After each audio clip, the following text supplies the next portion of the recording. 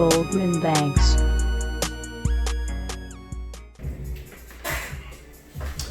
Good evening, YouTube. I figured there was no better way to bring in this new generation of gaming than to embrace PCs.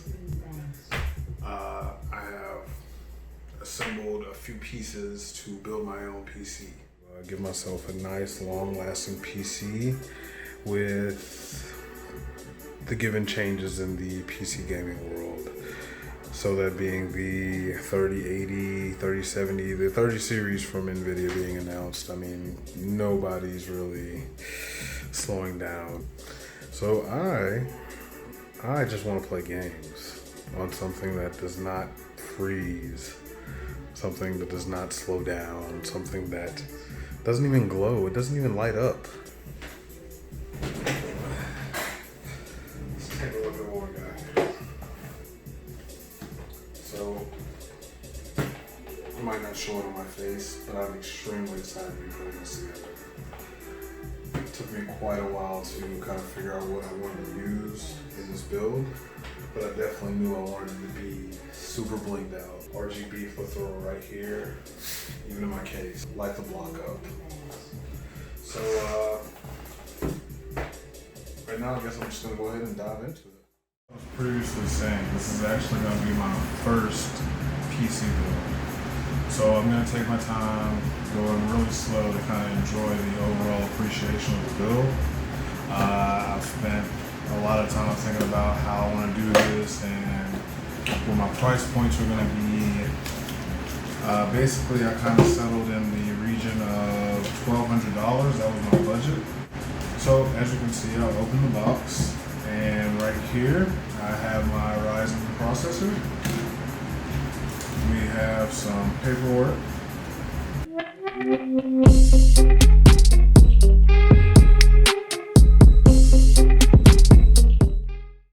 So, I got a CPU.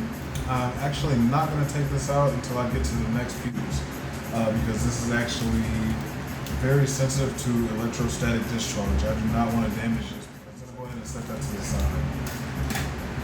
One other thing that I actually didn't mention that came in the box was this cooler. This is actually, if I'm not mistaken, the Wraith Spire. Should be a name on the box. Yes. AMD Wraith Spire CPU cooler. Let me see what's in here.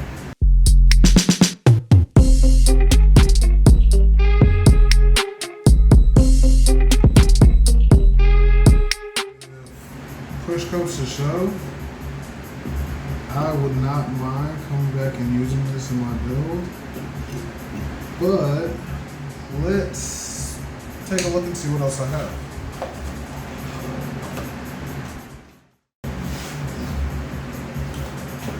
The next piece that I decided to look at after my CPU choice was a board that actually matched the socket size of my CPU.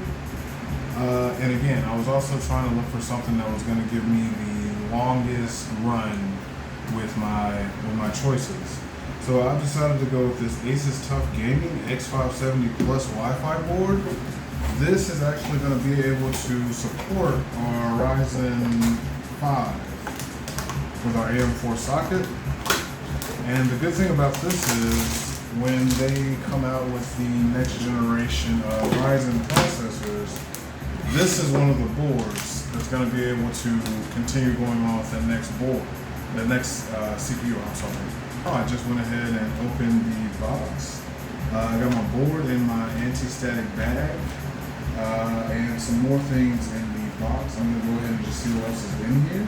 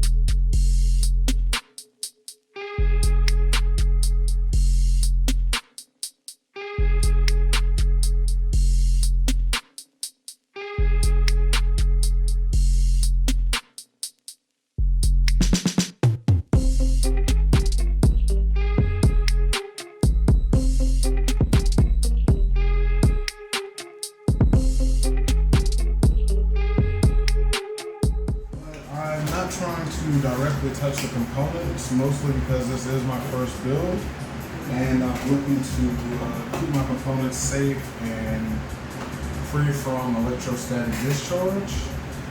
With that being said, I'm going to go ahead and move into the next piece of my build, which is going to be this PowerSpec 850 watt RGB power supply, 80 gold rating.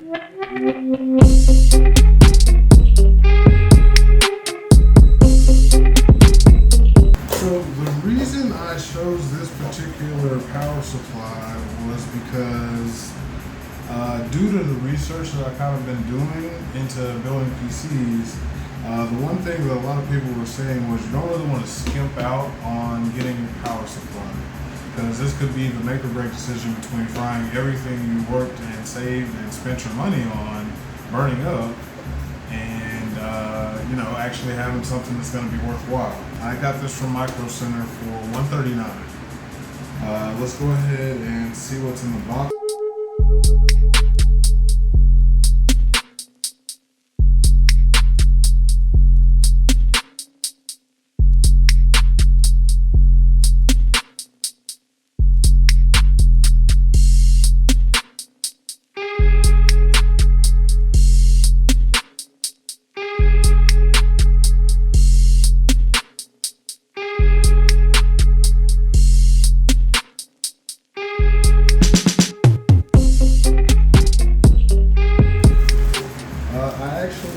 To start with the power supply, because a lot of the components, as I mentioned, are actually very sensitive to electrostatic discharge. The one thing that I'm going to do while I'm building this is actually ground myself so that I'm not going to interfere with any of my pieces. I actually want everything to work. I want to see my first boot and be happy when I see it.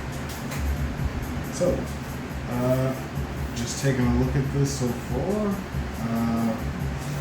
I'm actually kind of impressed with this because I managed to get the fully modular power supply. No need to worry about cables I'm not going to need or not use and need, and worrying about stuffing those somewhere else.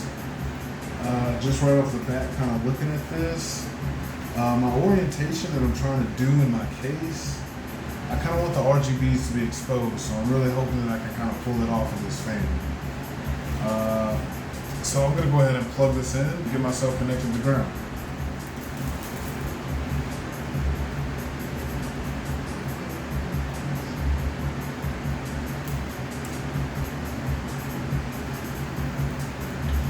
So this desk that I'm working at, I actually have some outlets here. I'm just going to plug in. Let's see the outlet. So we got that plugged in. Power supply is turned off. And we're just gonna plug it in. And here's the moment of truth. No, that's not good. That's not good at all.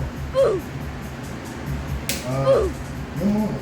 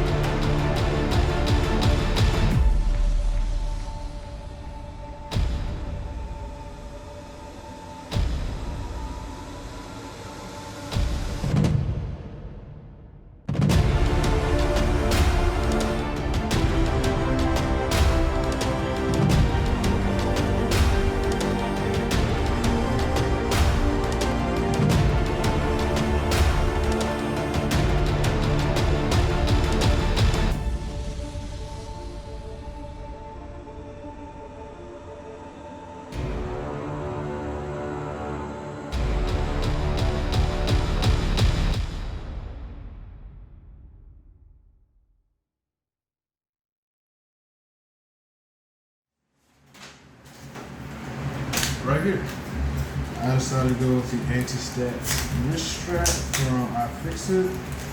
These people have been doing quite a good amount of business for a while now, so I figured if they put their name on it, it must be okay for now. So all you need to do to get this to work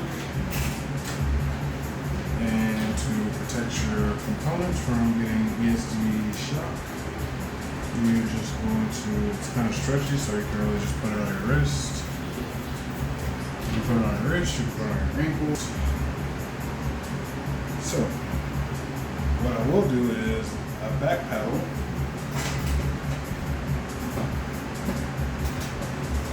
So the component I was looking at just before I got to that power supply, that is going to be my motherboard. So what I'm going to do is actually pull this out. This time I'm actually going to be able to enjoy it. Just go ahead and grab. We're going to leave the stickers. We'll leave the head cable out. Our antenna and our IO shield. I think everything else we might be able to get away with not needing right now. So I'm just going to slide it over here. So the cool thing about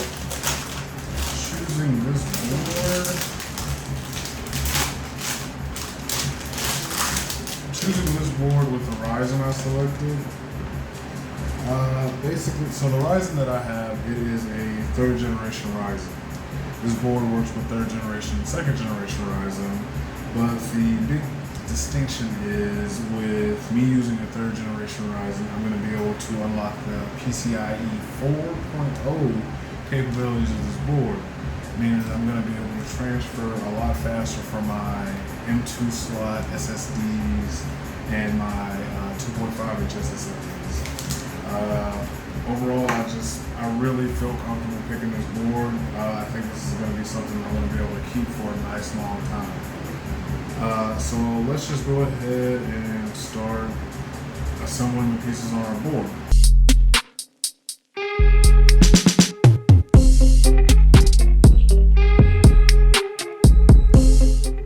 So the first thing that I'm actually going to do is drop my CPU into the socket right here. This is what I was meaning by the AM4 socket. Only chips that match the socket size you're going to be able to fit. So you're not going to be able to fit any crazy Intel chips in this, not without forcing this and breaking it. So you won't be able to use any of the things to try to force it.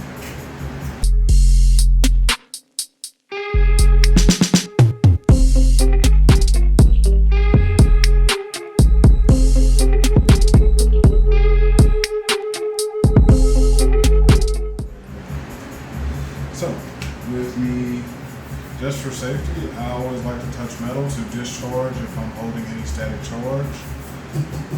The legs of this desk are actually metal, so I'm pretty safe just rubbing this and trying to discharge. So what I'm going to do is go ahead and pull this from its container, and it's got a little bit of heft to it. So what we're going to do here is just take a look at it. We're going to look for, if you can see this here, there's a little triangle right there. That's going to indicate where we line this up with in our CPU slot. So if I'm looking for that specifically, it looks like that's it over there.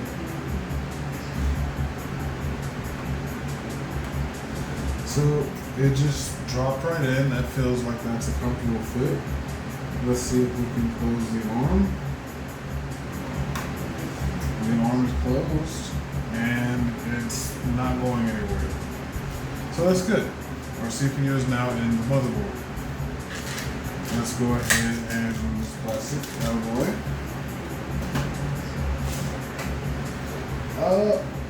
For the sake of simplicity, it would probably be best if I go ahead and add some more of the board level components right here while I actually have the board in front of me. So I'm going to go ahead and start by adding my RAM. What I have here is the G-Skill Trident Z RGB. I have 4 sticks of 8 gigabyte, so that's going to give me a total of 32 gigabytes of RAM. And I'm just going to go ahead and use my big knife, cut through the container.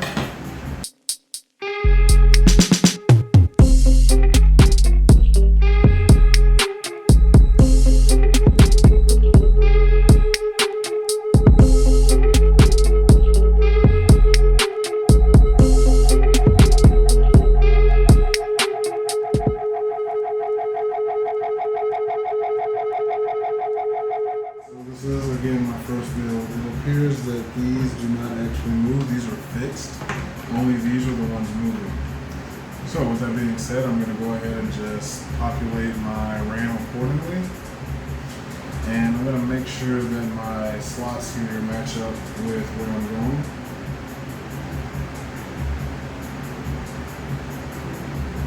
And see, what you want to do is you want to make sure that you push it on both ends, like at about the same time equally, until you get that click.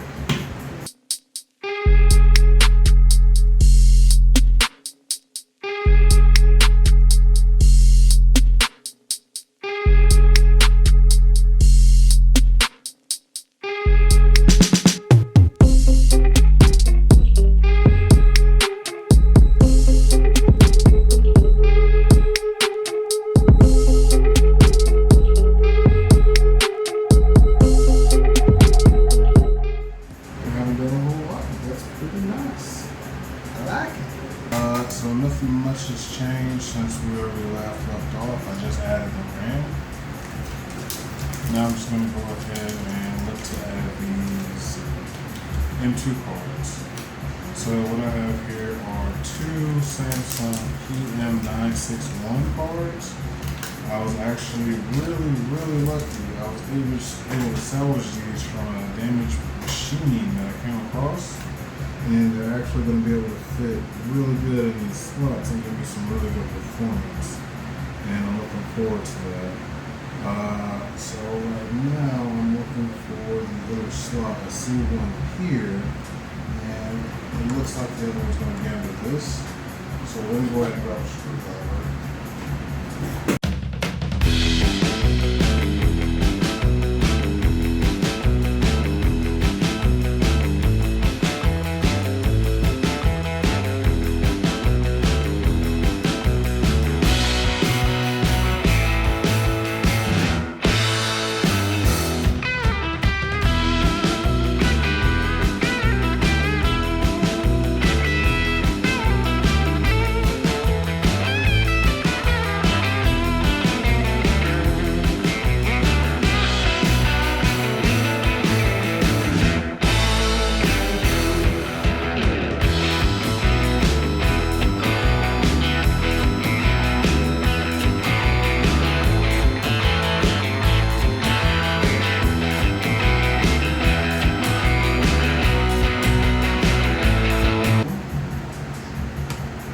There we go. I got one twist with a very small screwdriver. Tiny. So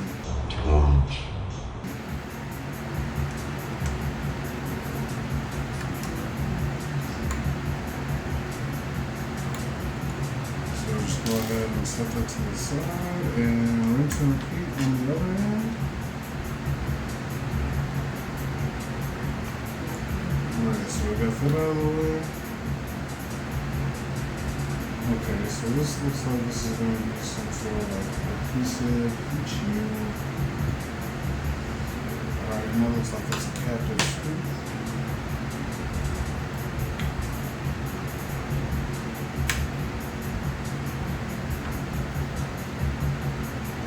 And we're going to reach out for our handy M2 screws that we saw earlier.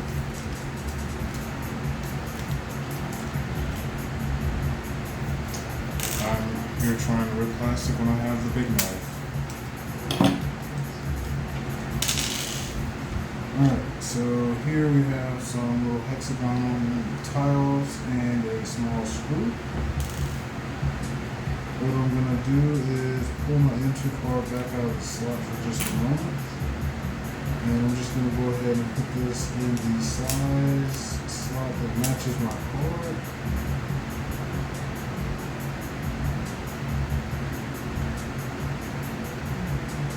Alright, so I got that in there now. It's pretty tight. Just going to put the card in there now. Alright, so that's even better. Now we got something for that to rest on. Alright, so this time I'm just going to go on with my little screwdriver. Trying to keep it right between my little meaty fingers. Alright. Success. I have another piece added. So now we're going to do the same thing here.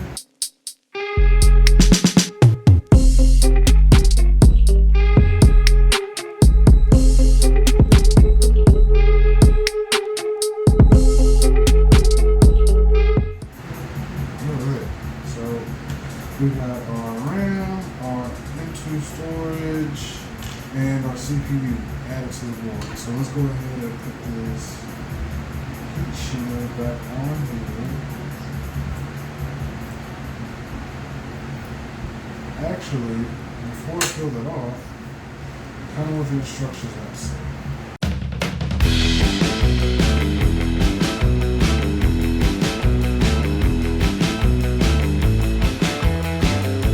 Okay.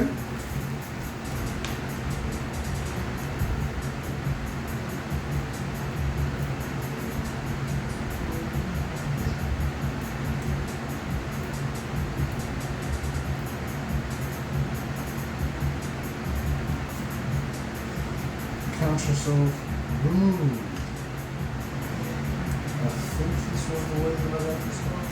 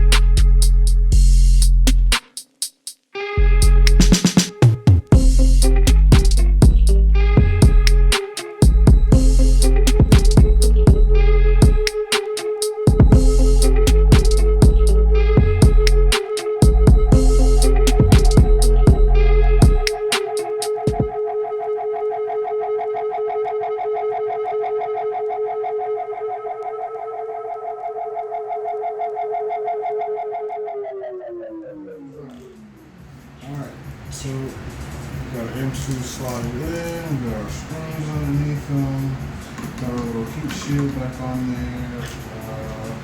The next thing that I actually want to do is go ahead and add some thermal compound to my Ryzen CPU. And for that,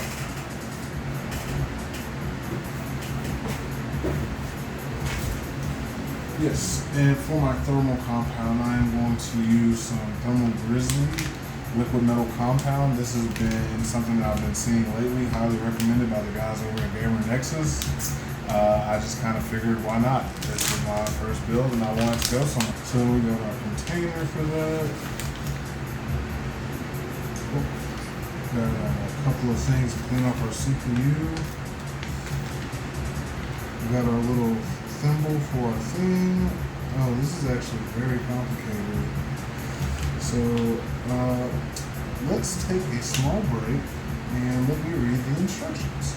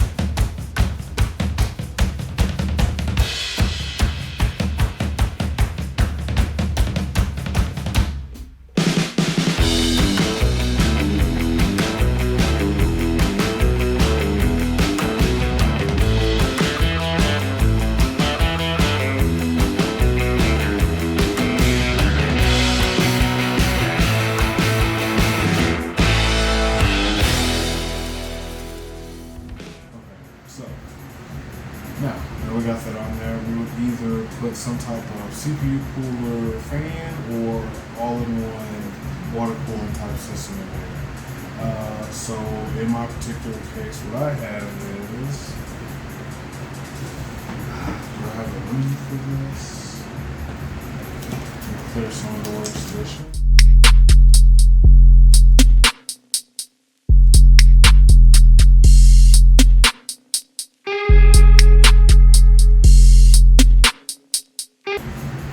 This Corsair H100i RGB Pro XT CPU cooler kit, and hopefully this is going to be able to keep me performing nice and pristinely. I'll throw in my big knife. We're going to need my big knife.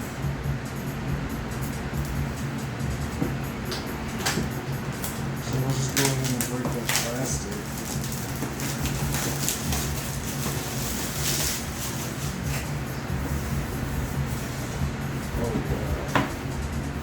That's looking real nice. Real nice. So let's just go ahead and get this open. Looks like we're going to pull from the side tabs. Just go ahead and move them.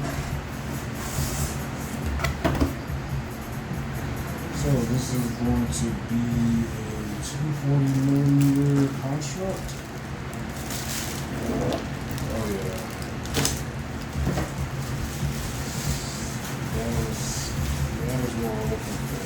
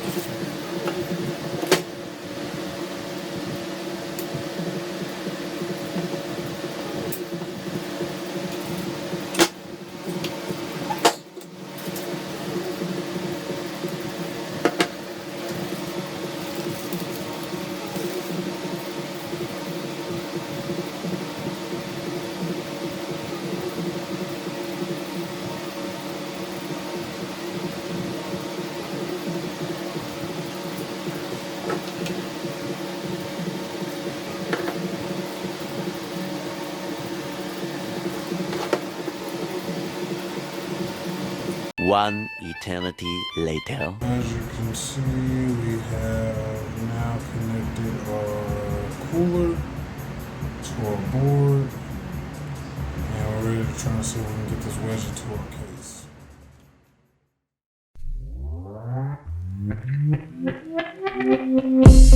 case.